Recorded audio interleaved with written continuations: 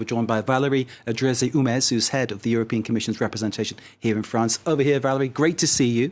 If you could tell me, please, what does Ursula von der Leyen mean when she says taking Europe to the next level? Thanks for inviting me. I'm very happy to be there on this very important day for Europe. You know, it's always very important to have that.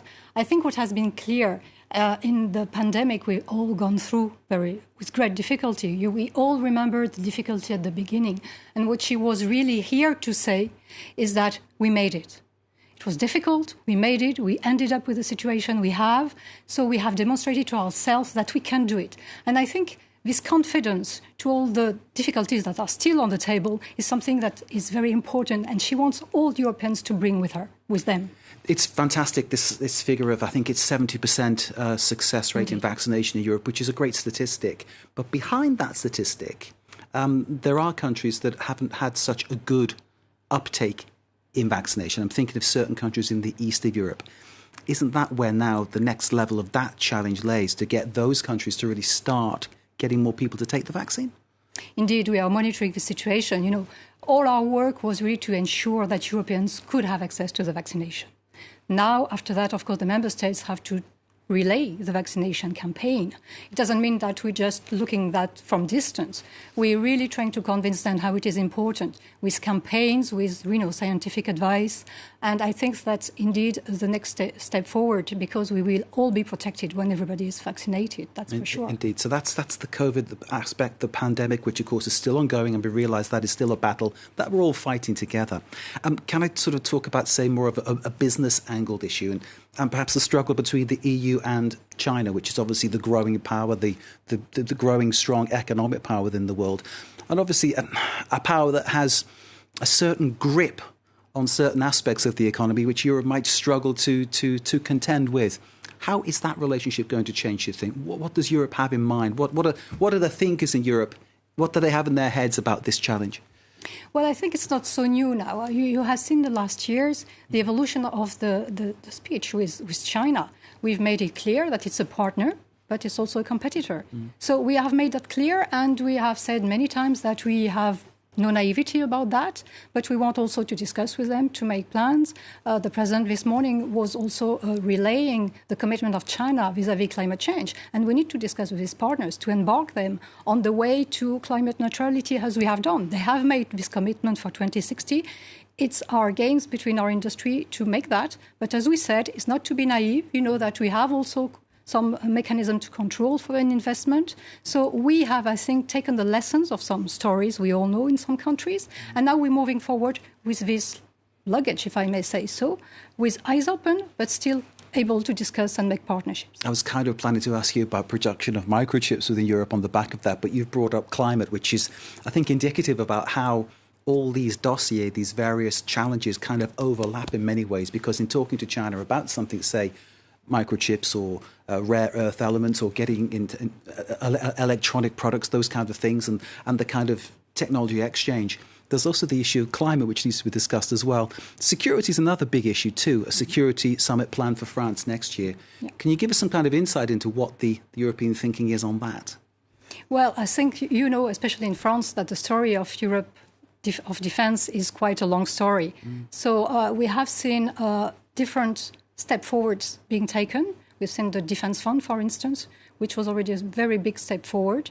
And I think now we have really, and that's a question the President put on the table this morning, we all agree that we have to be there on the geopolitical scene. First, we have to find ways to make decisions. That's what she said.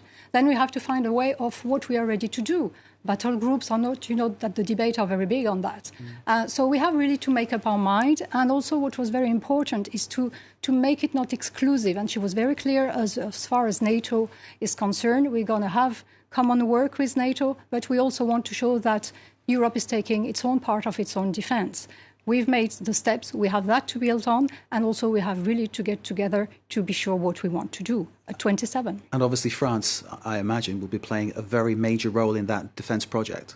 Well, there's I think, no surprise that it's going to be during the French presidency of the Council that this conference will take place. So, indeed, we can all agree on that. There is a lot of money on the table for the relaunch after the pandemic. Yeah. Pandemic hasn't ended. We agree on that. Yes. But there's the relaunch plan, some 800... 800 in current prices, to be honest. So it's a massive amount of money. Billion. 800 billion. It's amazing. It's amazing to actually try to imagine what that amounts to. It's like a hotel full of money. 800 billion euros on the table for the 27 states. What is hoped will happen with that money between now, next year, 5 years, 10 years? How do you see that developing? Well, first, I think what is very important is that we were capable together to agree on that money and also to go on the market. You've seen already the bonds that we managed to issue with very good success. So this was something unprecedented. And I think we have to go back to this kind of successes in terms of, you were asking first, taking forward, what does it mean? Is also to build on that. Now, of course, we have to use cleverly this money, of course.